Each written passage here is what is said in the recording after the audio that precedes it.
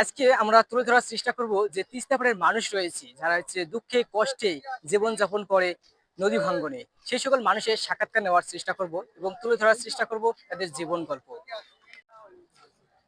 আমি একজন কৃষকের দেখা পেয়েছি, আমরা চেষ্টা করব ওনার হচ্ছে পরিচয় নেওয়ার জন্য। কি নাম আপনার? আমার নাম এস.এম. হাদিউজ্জামান আনসারী, অবসরপ্রাপ্ত প্রধান শিক্ষক।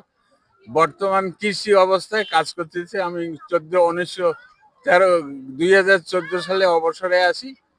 আমি এলাকার একজন প্রবীণ। সকলেই আমাকে শিরোধার্য বলে যে আপনি একটু তিস্তা পাড়েই কিছুটা সাক্ষাৎকার দেন। তাহলে আসসালামু আলাইকুম। ওয়ালাইকুম আপনার আসসালাম। বাসা কোথায়? আমার বাসা গতিয়াসাম গরিলডাঙ্গা ইউনিয়নের শস্যবাড়ি এলাকা। সরিষাবাড়ি। আমরা জানি সরিষাবাড়ি হচ্ছে তীরবর্তী একটা এলাকা। জি তিস্তা নদীর এই তিস্তা নদী ভাঙ্গনের কারণে হচ্ছে শত শত আবাদ নষ্ট হয়ে যায়। জি জি যে তিস্তা মহাপ্রকরণ বাঁধ যদি নির্মাণ করা হয় তাতে আপনার কি কি উন্নয়ন ঘটবে?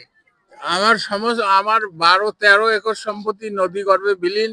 আমার বাড়িতে স্কুল। আমি একজন প্রাক্তন ও অবসরপ্রাপ্ত প্রধান শিক্ষক। আমার বাড়ির স্কুলের মুড়িতে নদী এসছে। অনেক আবেগপূর্ণ যারা হচ্ছে নদী অঞ্চলে বাস করে তাদের ভিটাটুকুও যেন নদী ছাড় দেয় না। স্কুলের সামনেই স্কুলের সামনে স্কুলের সামনেই আমার মানে নদী। স্কুলটা কোনো রকম আটকানো হয়েছে উপজেলার থেকে।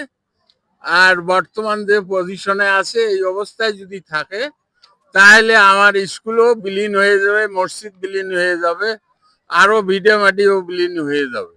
তো এই জন্যে আমি বলতেছি এই তিস্তা প্রকল্পটা অনতিবিলম্বে ইয়ার কার্যকরী ব্যবস্থা গ্রহণ করার জন্য ঊর্ধ্বতন কর্তৃপক্ষকে আমি অনুরোধ জানাচ্ছি।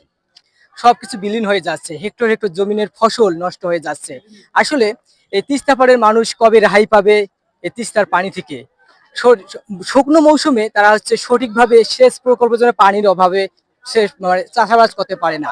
আবার বৃষ্টি মৌসুমে বা হচ্ছে বর্ষা সিজনে তাদের শত শত বাড়ি ঘর যেন বিলীন হয়ে যায় এই তিস্তার নদীতে।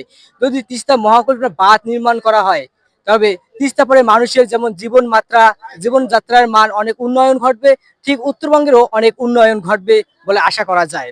আসলে আমাদের সবার দাবি একটাই যে তিস্তা মহাকল্পনা বাঁধ নির্মাণ করা হয় আর তিস্তা পাড়ে মানুষের যেন জীবনযাত্রার মান উন্নয়ন ঘটে। আমরা সবসময় চেষ্টা করি কৃষকের জীবন গল্প তুলে ধরার জন্য। তাই ধারাবাহিকতায় আজকে তিস্তা পাড়ে অনুষ্ঠিত হয়ে গেল যে তিস্তা মহাপরিক্রমা বাঁধ নির্মাণের যে কর্মসূচি রয়েছে, প্রথম কর্মসূচি আজকে পালিত হয়ে গেল। আপনারা দেখতেই পাচ্ছেন তিস্তা পাড়ে শত শত মানুষের ঢল নেমেছে আজকে। 48 ঘন্টার কর্মসূচি হাতে নিয়েছে এই তিস্তা পাড়ের মানুষ।